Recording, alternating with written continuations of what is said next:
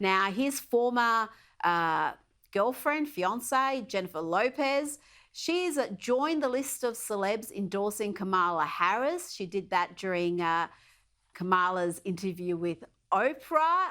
Now, we all know Lo isn't exactly known for her ability to make wise choices, and it's not just a P. Diddy connection. How many divorces are we up to now? I think we're almost full. We're almost a handful. We're at 4 now. But you know what's so Five? interesting No, about four. Four. yeah. What's so interesting about this, Rita, is that the rumor here in Hollywood is that her people are mentally preparing in case a sex tape between her and Diddy comes out. That is what they are so Oh, scared God. of. So J-Lo very much trying to distance herself, despite the fact, remember that Versace dress? Her and Diddy, I mean, he elevated her at that time, and she hasn't said a Mhm. peep since all of this has gone down. Now, another celebrity who has famously endorsed Kamala Harris, possibly the most famous celebrity in the world right now, Taylor Swift. Well, that endorsement appears to have backfired. It seems to have hurt her image more than it has damaged him. There's a new survey that shows she's now got a favorability rating that's below Donald Trump. Hers sits at 42%, his is at 47%. What do you make of this endorsement? Do you think it's a wise move for these celebs to come out so strongly against one candidate or another?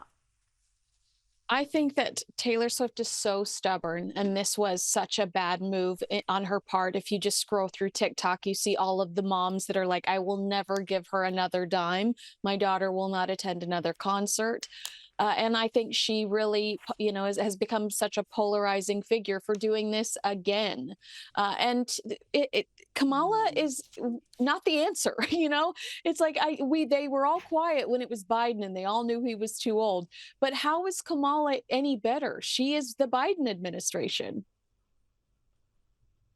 Well, they don't really explain why she's better. They don't really explain which of her policies that they love and what's going to improve the country. It all seems to be this TDS they're all afflicted with, Trump derangement syndrome. Now, Janet Jackson's back down from her claims that Kamala Harris isn't really black. She released a statement clarifying her claims and saying that she was misled by misinformation. Tell me about this reaction. I did see an almighty media storm when her initial comments were made public. I mean, she's been completely destroyed on the internet. She's being torn apart on social media. And I think there was an interesting and well documented argument in the idea that Kamala has previously embraced her Indian heritage much more than her father's Jamaican heritage. Listen to her Mm. accents on the road, plural accents. It does often feel like she is pandering to engage a specific audience. But when you get it so wrong, like Trump and Janet, it jeopardizes the entire debate. It does. It does. And uh, I think there is an argument that some make that she's not African American because of her ethnicity, Jamaican and Indian. But really, it shouldn't matter what her ethnicity is. This obsession with race seems to be so backward.